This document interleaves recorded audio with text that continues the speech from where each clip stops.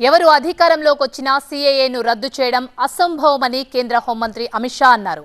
ఏఎన్ఐకి ఇచ్చిన ఇంటర్వ్యూలో సీఏఏలో లోతుపాట్లు తీసుకోవాల్సిన అవసరం విమర్శలు చేస్తున్న వారికి జవాబిచ్చారు అమిత్ షా.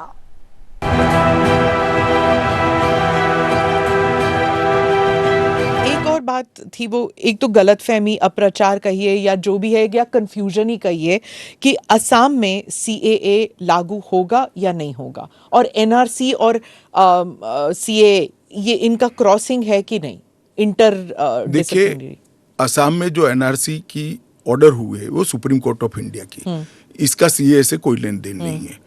आसाम नहीं देश के हर हिस्से में सीएए लागू होगा. सिर्फ नॉर्थ ईस्ट के राज्य जहां पर 2 प्रकार के विशेषाधिकार उनको दिए गए हैं, वो विशेषाधिकार के तहत जो राज्य आते हैं उनको ही सीएए नहीं होगा. एक इनर लाइन परमिट का प्रोविजन है और संविधान की 6ठी अनुसूची में शामिल जनजातीय क्षेत्र है. हाँ, वो जो 6 शेड्यूल में वो असम के कुछ जम्मू कश्मीर के कुछ इलाके, राजस्थान के कुछ इलाके, हिमाचल के कुछ इलाके आते हैं उसमें. वहाँ नहीं लागू होगा, बाकी सब जगह लागू होगा. पर लोग नहीं जानते ना, क्योंकि कुछ साल वो यहाँ हैं, कुछ साल, और जो ट्राइबल इलाके हैं उनका जो कॉम्पोजिशन है वो बदलेगा नहीं सीए की वजह से. जरा भी नहीं बदलेगा. ट्राइबल कॉम्पोजिशन और उनके अधिकार को हम जरा भी डाइल्यूट नहीं कर रहे हैं. हमने एक्ट में ही प्रोविजन कर दिया है कि जहां पर भी इनर लाइन परमिट है और जहां संविधान की 6ठी सूची में जो क्षेत्र शामिल किए गए हैं इन पर वहां पर सीएए नहीं लागू होगा और वहां के एड्रेस वाला एप्लीकेशन भी ऐप में अपलोड ही नहीं होता है. तो लागू होने का सवाल ही नहीं आता है. और एक्ट में ही प्रोविजन है, मगर हमने एप्लीकेशन में भी वो एरिया को एक्सक्लूड कर दिया है. कोई अप्लाई करेगा भी वो वहां से तो नहीं, ऐप ही नहीं खुलेगा. आपने कहा हर जगह लागू होगा. केरल, तमिलनाडु, पश्चिम बंगाल, इन तीनों राज्यों ने कहा है कि हम यहाँ पर लागू नहीं होने देंगे. क्या उनके पास ये अधिकार है कि वो लागू नहीं करने देंगे?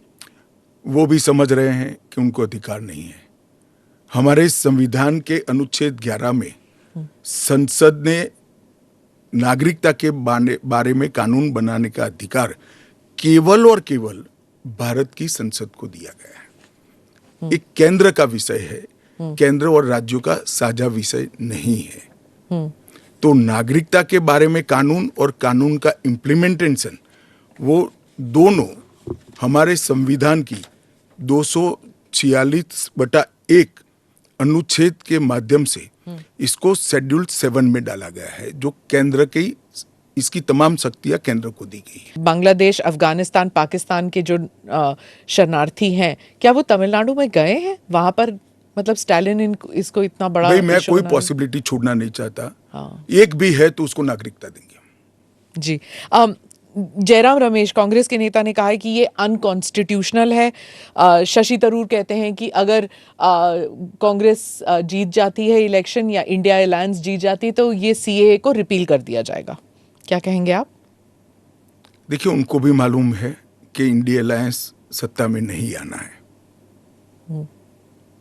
मैं आज आपके चैनल पर कहना चाहता हूं, सीए के कानून को भारतीय जनता पार्टी की सरकार लाई है, नरेंद्र मोदी सरकार लाई है. इसको रिपील करना असंभव है. हम पूरे देश को जागरूक करेंगे और रिपील करने वालों को कहीं पर स्थान ही न मिले, इसी स्थिति होगी. और जहां तक असंवैधानिक होने का सवाल है, वो आर्टिकल अनुच्छेद 14 का हवाला देते हैं. वो भूल जाते हैं कि अनुच्छेद 14 में 2 अपवाद रखे हुए हैं. एक रीजनेबल क्लासिफिकेशन का अपवाद है और दूसरा कानून के उद्देश्यों के साथ लॉजिकल संबंध होना चाहिए. तो वो आर्टिकल 14 का वायोलेशन नहीं करता है.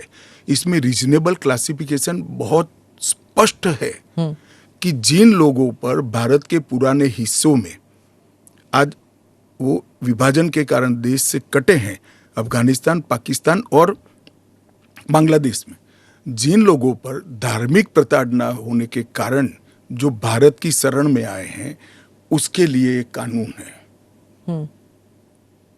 तो रीजनेबल क्लासिफिकेशन बहुत स्पष्ट है और इसलिए ये पूरी तरह से संवैधानिक कानून है।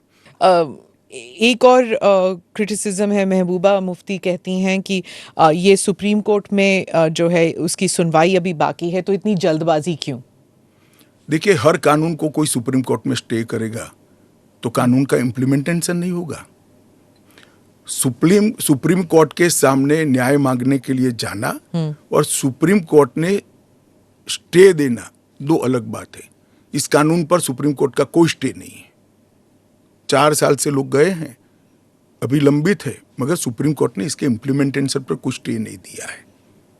मैं महबूबा जी को पूछना चाहता हूं, 370 पर 1951 में ही सुप्रीम कोर्ट में अर्जी हो गई थी, फिर क्यों इतने समय तक आप एंजॉय किए भाई? आप बताएंगे देश की जनता को? जब आपके पक्ष की बात होती है तब नैतिकता के पैरामीटर्स बदल जाते हैं। ऐसे नहीं होता है।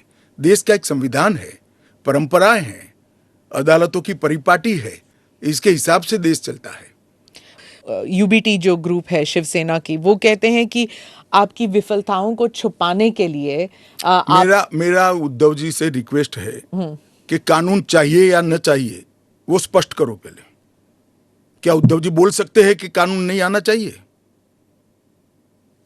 मैं आज उनका आह्वान करता हूं, देश की जनता के सामने, महाराष्ट्र की जनता के सामने स्पष्ट करें कि सीएए नहीं होना चाहिए।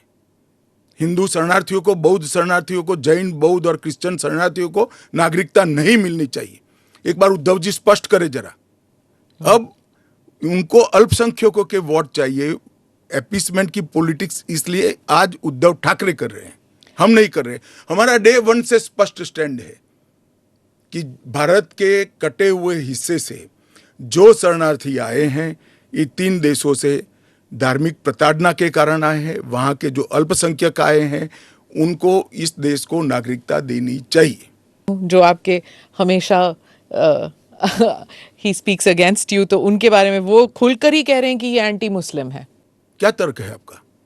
एंटी मुस्लिम कैसे है?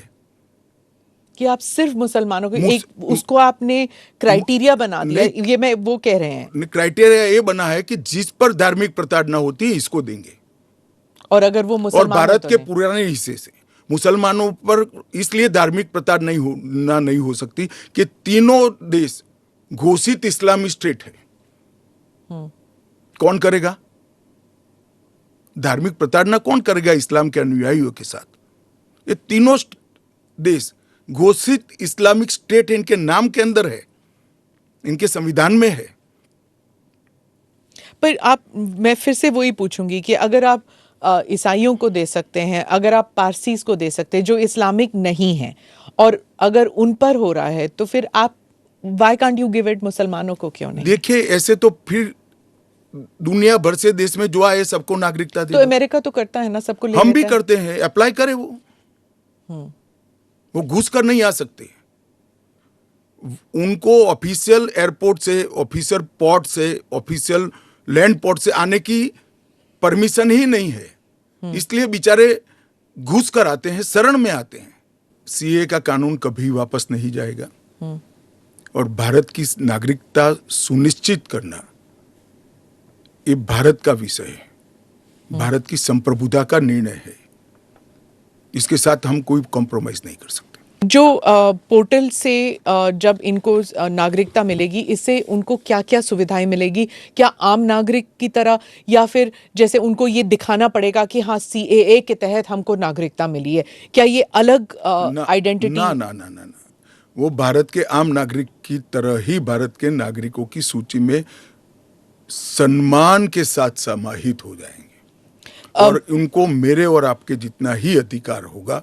वो चुनाव भी लड़ सकते हैं, एमएलए भी बन सकते हैं, एमपी भी बन सकते हैं, मुख्यमंत्री या केंद्र सरकार के मंत्री भी बन सकते हैं।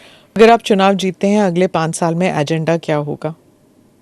चलिए, एजेंडा हमारा घोषणा पत्र आएगा, इसमें आ जाएगा। आपका बहुत बहुत धन्यवाद। चलिए।